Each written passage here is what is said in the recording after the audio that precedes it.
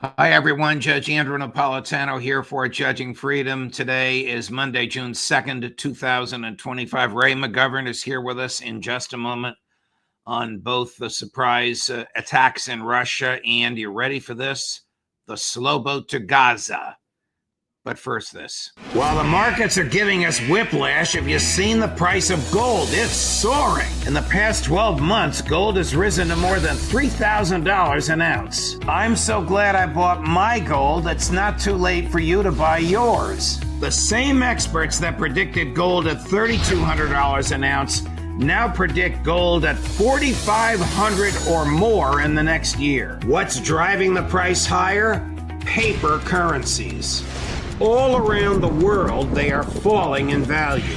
Big money is in panic as falling currencies shrink the value of their paper wealth. That's why big banks and billionaires are buying gold in record amounts. As long as paper money keeps falling, they'll keep buying, and gold will keep rising. So do what I did. Call my friends at Lear Capital. You'll have a great conversation, and they'll send you very helpful information. Learn how you can store gold in your IRA tax and penalty free, or have it sent directly to your doorstep.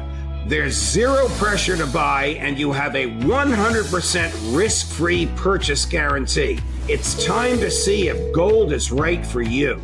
Call 800-511-4620, 800-511-4620, or go to LearJudgeNap.com and tell them your friend the judge sent you. Ray McGovern, welcome here, my dear friend. Before we get to this fascinating story about the boats to Gaza, both the history of it and the current one attempting to get there, I'd like you to watch the BBC report. It's only about 2 minutes long. It's an excellent summary of what happened in Russia. Although our friend Alistair Crook says this is grossly exaggerated. I'll solicit your opinion in a minute. Chris, cut number one. Far from Ukraine's borders, an attack of astonishing audacity. Russian strategic bombers picked off one by one by a fleet of drones. Ukraine calling this Operation Spider's Web, personally overseen by President Zelensky. One of Kiev's boldest attacks so far, a reminder, despite Russia's overwhelming strength in numbers, that Ukraine is a resourceful, determined enemy.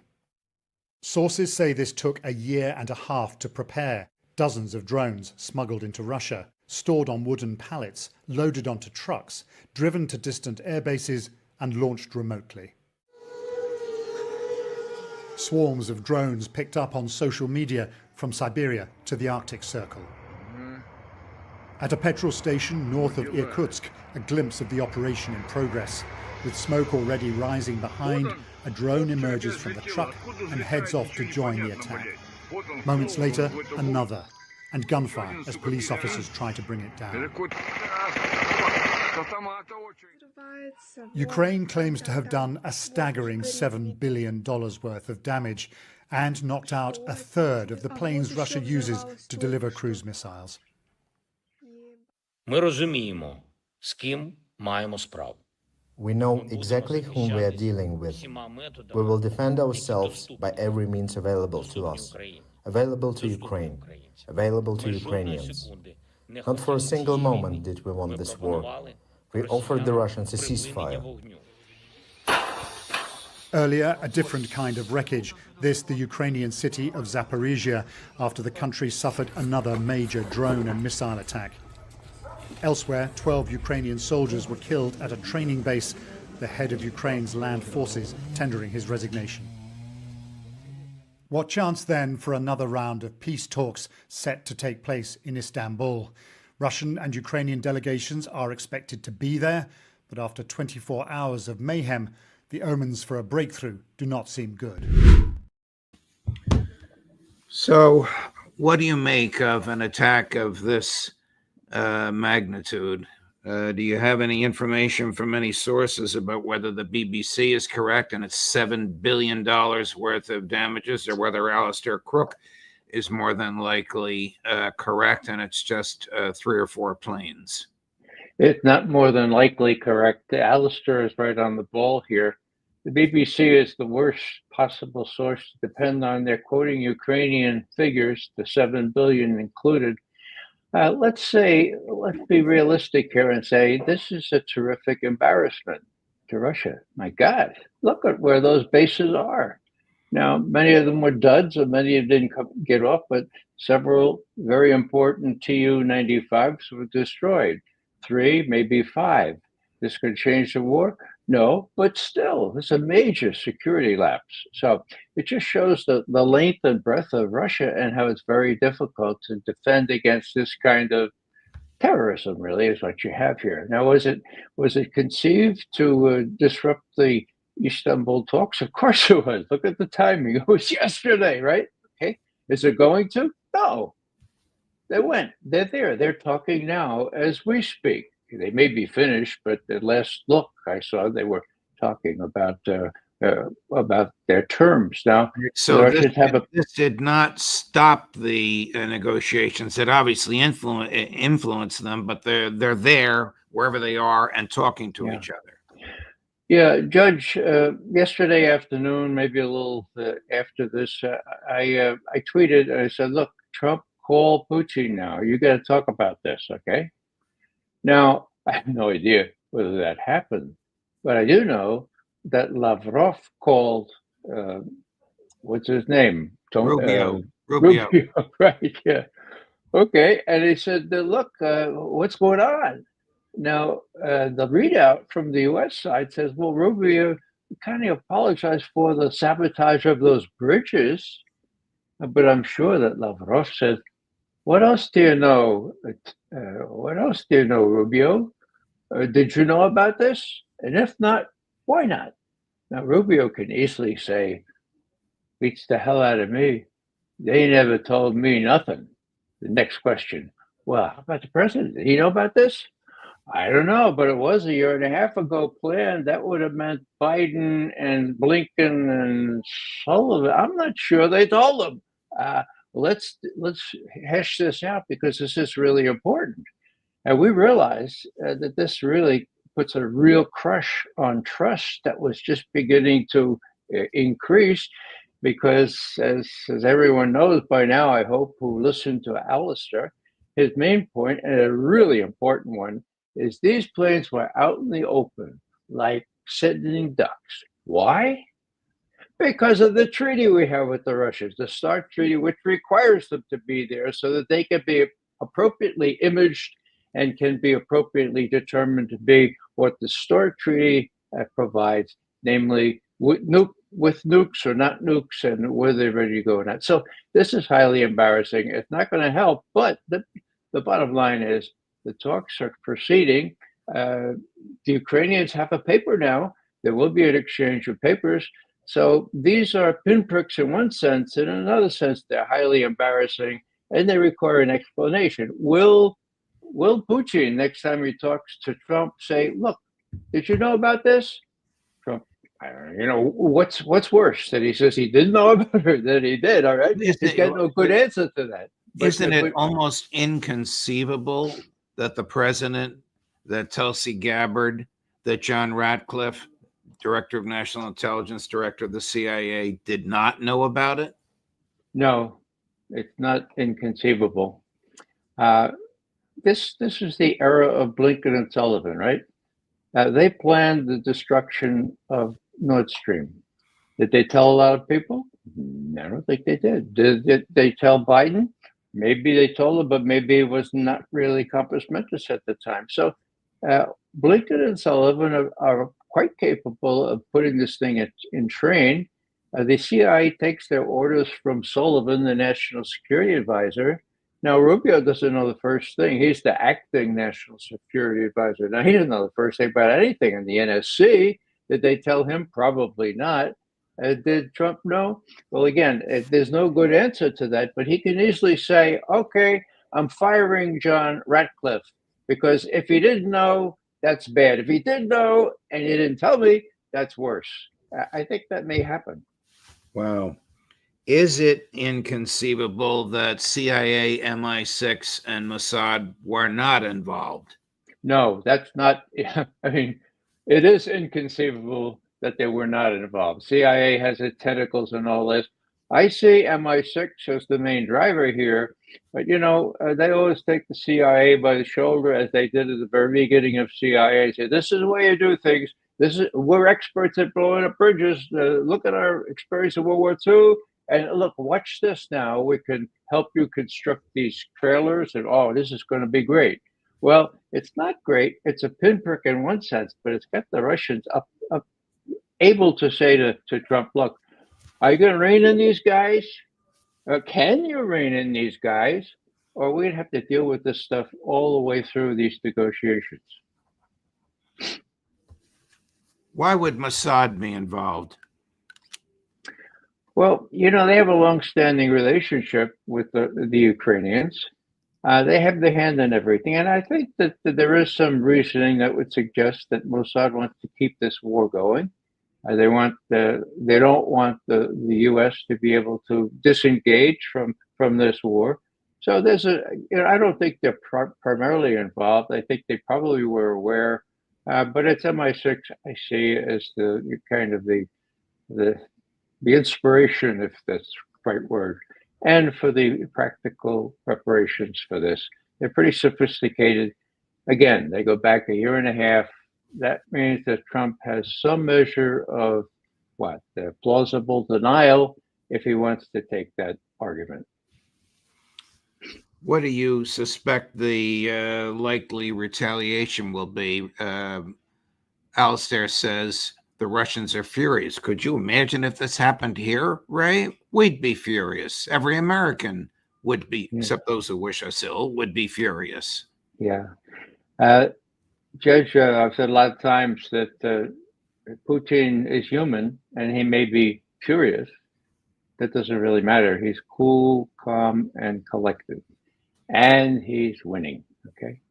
He's got the thing won. He's in no hurry to finish things off. He does want a negotiated settlement, I believe, because he doesn't want to take over all of Ukraine, okay?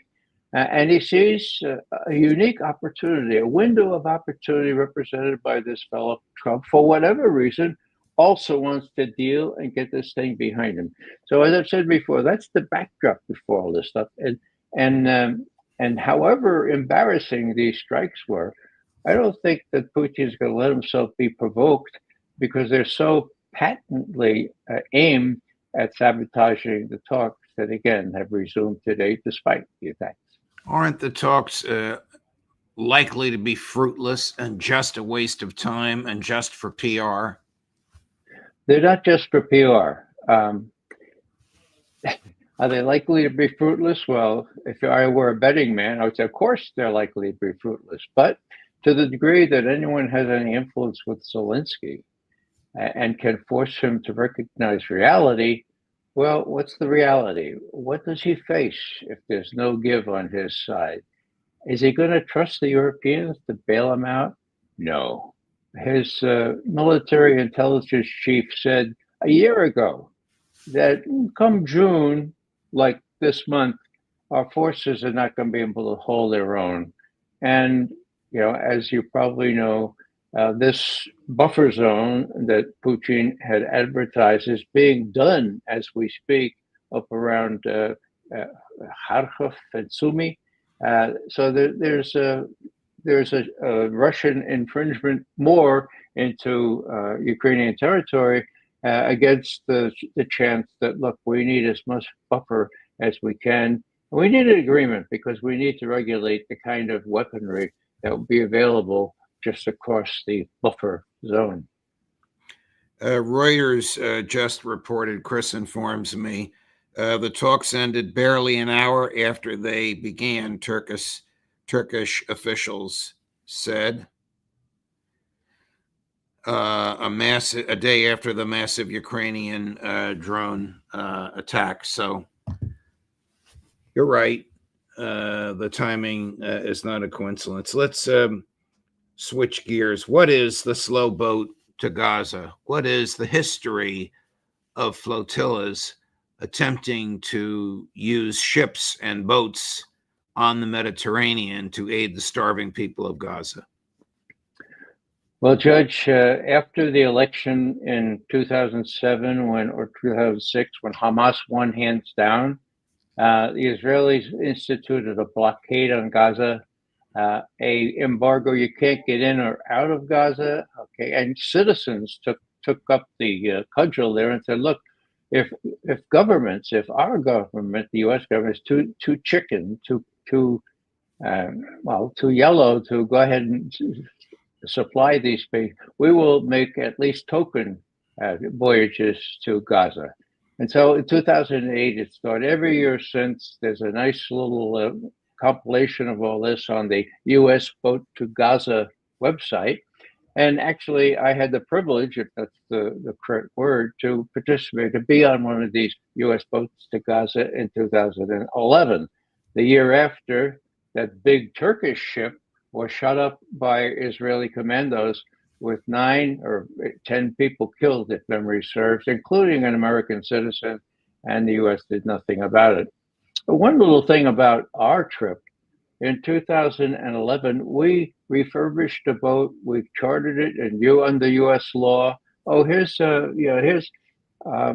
Thunberg, who's on this latest ship, and it's a day out from near Malta. It's probably due around June 8th. Well, what will happen when they arrive? The Israelis won't let them land and deliver aid, will they? The chances are no. I wanted to mention that June 8th happens to be the anniversary of when the Israelis shot up the USS Liberty in 1967 off Gaza waters, okay, off the Sinai as well. So, yeah, they'll arrive there. Now, the practice has been to seize the boat, to destroy the foods, or to bring them to Israel and put these people in jail. That's what they're risking. Ann Wright, good friend of mine, is on that boat. I know a lot of the other people on that boat. Why are they doing this? To demonstrate that U.S. citizens are against genocide. Now, it's going to be really interesting what the Israelis did. Oh, I was back to 2011. I was just recalling that I was told by a high source in the National Security Council that President Obama was not going to help us if the Israelis roughed us up. Matter of fact, quote, the administration would just as soon see cold corpses coming back in body bags because that will help Obama's reelection prospects, again, 2011. Now, Craig Murray, former ambassador to Uzbekistan, British ambassador, he's a good friend of mine. So he said, come on, Ray, for God's sake, that sounds pretty extreme. So he put his own sources within he's a foreign ministry guy, right? So he did his sources with respect to the State Department. He got the same answer from Hillary's people. Oh, yeah. They just as soon have this happen, and there's no provision. Whether there's any word that Obama actually told Netanyahu that, no, but the writing is on the wall. Now, what did that mean? Wow. It meant that either Obama would let us sail and we would shut up the Israelis. This is July now, 2011, or Obama had to do something else. And so what did he do? He called the Greeks and he said, look, don't let them out of harbor. Don't let them out of the harbor. He leaned on them. You need that INF loan, right, to stay alive. Don't let them out of the harbor. And so the Greeks, very apologetically, longtime seafaring nation, right? They sent out their little Coast Guard boats and said, please stop. We're under instructions. We got almost 9 nautical miles, almost out of Piraeus. And finally, our captain, after an hour trying to negotiate, saw that they're going to board us, and we turned around. So that's how the U.S. chickened out then. At least we weren't destroyed. But what's going to happen to these people? I don't know. Nobody knows about it because the mainstream media has been, understandably for them, derelict in reporting this. And what happened? Well, lots of things are happening in Gaza, and the timing for the Israelis is okay because, when they decided to murder Rachel Corrie by running her over with a bulldozer and then backing over her to make sure her back was broken, That was just 3 days before the war against Iraq. They knew that if the story appeared on American newspaper pages, it would be A-17 at the bottom and a little note. And they probably think the same thing will happen to these people. These people are serious. Here's someone who I hope is not serious. Senator Lindsey Graham, Republican of South Carolina. Here's what he posted. Now, that's a picture of Greta Thunberg on the boat. From a United States Senator, hope Greta and her friends can swim. I suppose you can interpret that in a variety of ways, the least of which is they're going to take a dip into the Mediterranean, the most horrific of which is the Israelis will blow the boat out of the water, courtesy Lindsey Graham. Yeah, that's how bad it's gotten. Now, not everybody likes Greta Thunberg, but I admire her greatly. Look what she's doing. You don't have to do this kind of thing. She's a person that wants justice for the environment and justice for the Gazans, and that's why she's on that boat. That's why Ann Wright and the others are on that boat. In other words, there are certain Americans that feel real strongly about our country enabling genocide, and they're going to bring some food in there if they can. If they can't, they hope that Americans realize, my God, we're starving of people. The forced starvation as well as bombing. We need to stop this, and it is within our power, we Americans, to the degree we're democracy. And we can do that if our consciences are such that they get us off our rear end and into the streets or into the halls of Congress and try to persuade people that this is not America. We're Americans. We don't want this in our name. Ray McGovern, thank you, my dear friend. Thanks for your analysis on the intelligence implications and the likely politics of the Ukrainian attack. And thanks for the report on the slowboat to Gaza. I'm sure you'll keep watching it for us. Maybe there'll be news by the time we see you next with Larry Johnson on Friday. Thank you, Ray. All the best. Most welcome. And the aforementioned Larry Johnson will be here at 11:30 this morning, as will Aaron Mate at 2 o'clock this afternoon, and at 3 o'clock this afternoon, Professor Jeffrey Sachs, Judge Napolitano for Judging Freedom.